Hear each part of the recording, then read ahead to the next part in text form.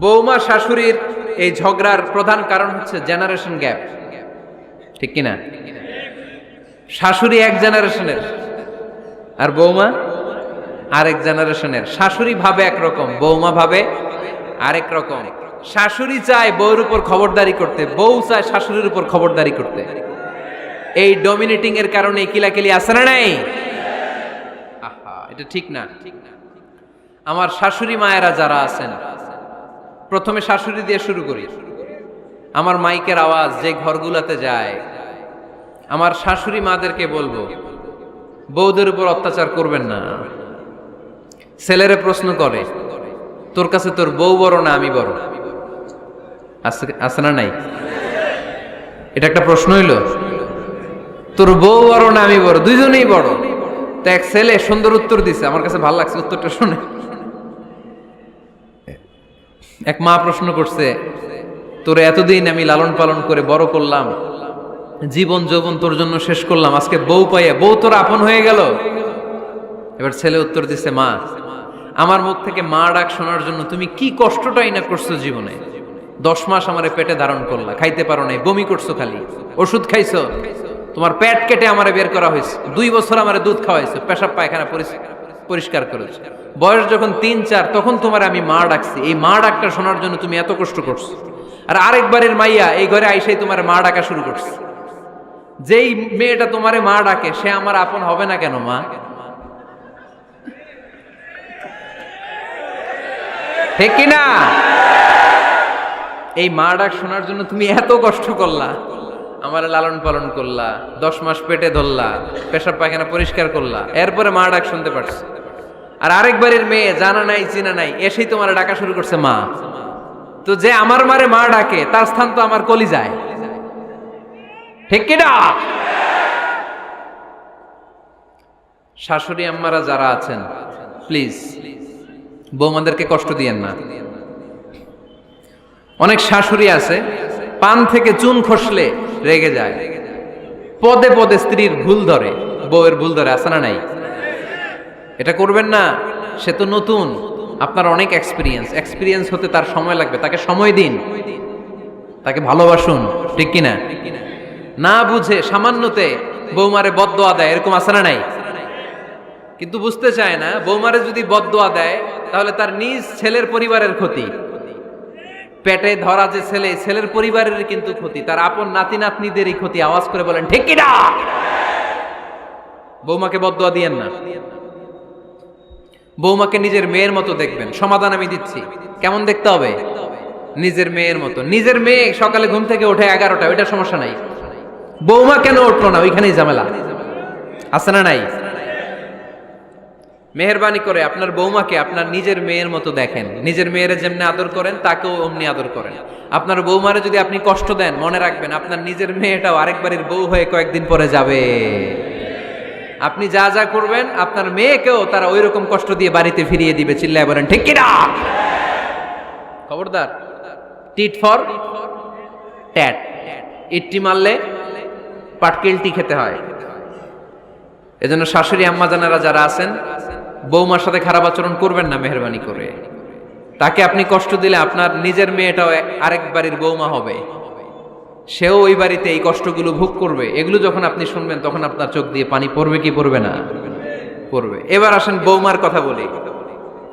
বৌমা যারা আছেন মেহেরবানি করে, বৌমা যারা আছেন মেহেরবানি করে আপনার শাশুড়ি আম্মাকে নিজের মায়ের জায়গায় রাখবেন। আপনার বাড়ি ছেড়ে নতুন বাড়িতে আসছেন, তো এটাই তো আপনার বাড়ি। আপনার মা রেখে দিয়ে নতুন মা পাইছেন, এটাই তো আপনার মা। তো ওনাকে মায়ের জায়গায় বসাতে আপনার সমস্যাটা কোথায়? বৌমারা খেয়াল রাখবেন, আপনি আপনার শাশুড়ির সাথে যে আচরণটা করতেছেন, আপনার শেষ বয়সে আপনার ছেলের বিয়ে দেওয়ার পরে যে বৌমাটা আসবে ওই আচরণই আপনাকে ফিরিয়ে দিবে। The nature has its own return. প্রকৃতির একটা মাইর আছে, এটা শেষ মাইর, এটা শেষ খেলা। প্রকৃতির খেলা বড় খেলা। আপনি আপনার শাশুড়ির সাথে যে আচরণ করবেন, আপনার শেষ বয়সে আপনি একদিন শাশুড়ি হবেন, এটা মাথায় রাখবেন।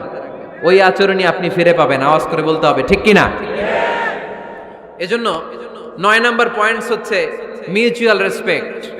সবাই যেন সবাইকে ভালোবাসি। দোষ ছাড়া মানুষ নাই। সবার দোষ আছে, আমরা যেন একে অন্যের দোষ না খুঁজি। বৌমারা, আপনাদের কেন যদি আমার মাইকের আওয়াজ যায়, অল্প কিছু টেকনিক অবলম্বন করলে আপনি আপনার শাশুড়ির মন জয় করতে পারবেন। শাশুড়িরা আসলে বেশি কিছু চায় না, আগের জামানার মানুষ তো, এদেরকে ওইভাবে হাত করতে হবে।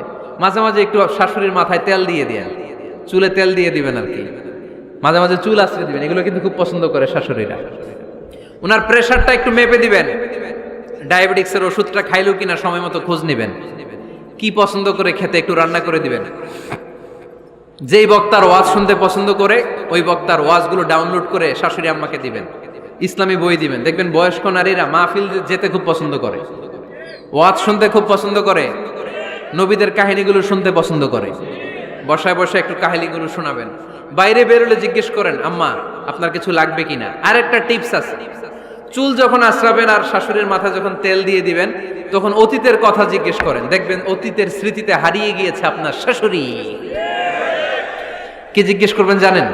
জিজ্ঞেস করবেন, আম্মা জান, মুক্তিযুদ্ধের সময় আপনার বয়স কত ছিল?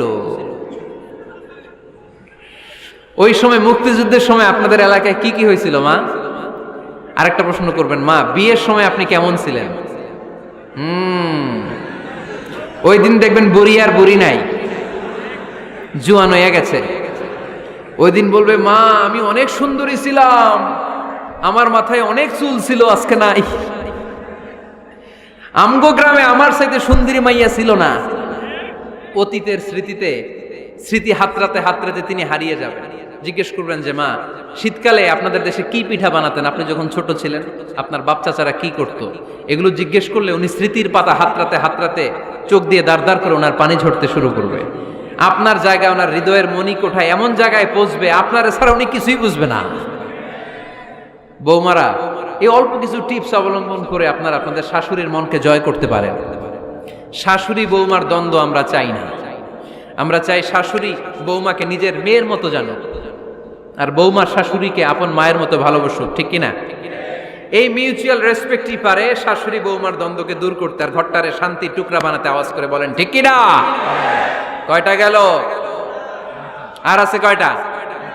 দোয়া করবেন একে অপরের জন্য। দোয়া, সাইয়েদনা ইব্রাহিম ফ্যামিলির জন্য দোয়া করতেন, রব্বি জাআলনি মুকিমাস সালাতি ওয়া মিন যুররিয়াতি রব্বানা ওয়া তাকাব্বাল দুআ। ও আল্লাহ, আপনি আমার নামাজ কায়েমকারী বানান, আমার কলিজার টুকরা সন্তান ইসমাইলকেও নামাজ কায়েমকারী বানান, আমার দোয়াটা আপনার দরবারে আপনি কবুল করে নেন। সুবহানাল্লাহ পড়েন। রব্বানা ইন্নী আসকানতু মিন যুররিয়াতি বিওয়াদিন গায়রি যী যারইন ইনদা বাইতিকাল মুহাররাম। ও আল্লাহ, আমার সন্তান সন্ততি, আমার ফ্যামিলিকে ধুধু মরুপ্রান্তর এই উপত্যকার মধ্যে তোমার কাবা ঘরের সামনে রেখে গেলাম, তাদেরকে তুমি নামাজ কায়েমকারী বানিয়ে দিও। গোটা বিশ্বের সব মানুষের অন্তর আমার ফ্যামিলির দিকে আল্লাহ তুমি ঝুঁকিয়ে দিও। ওয়ারযুকহুম মিনাস সামারাত, ফলমূল দিয়ে আল্লাহ তুমি তাদেরকে রিজিকের ব্যবস্থা করে দিও। তার মানে সব নবীরা তাদের পরিবারের সদস্যদের জন্য দোয়া করতেন কি করতেন না? আবার কোরআন আমাদেরকে শিখালো, রব্বানা হাব লানা মিন আজওয়াজিনা ওয়া মিন যুররিয়াতিনা কুররাতা আ'য়ুন ওয়াজআলনা লিল মুত্তাকিনা ইমামা। ও আল্লাহ, এমন নেককার সন্তান, এমন নেককার স্ত্রী আপনি আমাকে দান করেন যাদের দিকে তাকালে আমার চোখ দুইটা ঠান্ডা হয়ে যায়। চক্ষু শীতলকারী স্ত্রী দেন। বিয়ে যাদের হয় নাই, ইয়াং ছেলেরা এই দোয়াটা করবা। বিয়ের জন্য দোয়ার দরকার আছে না নাই? প্রতিদিন এই দোয়া করবা, আল্লাহ এমন স্ত্রী দেন, এমন জীবন সঙ্গিনী আপনি আমাকে দেন, এমন লাইফ পার্টনার দেন যার দিকে তাকালে আমার চোখ জুড়িয়ে যায়। এমন সন্তান আল্লাহ আপনি আমার ফ্যামিলিতে দেন যাদের দিকে তাকালে আমার চোখ দুইটা ঠান্ডা হয়ে যায়। নেককার সন্তান, নেককার স্ত্রী আল্লাহর কাছে দোয়া করে চেয়ে নিতে হয়।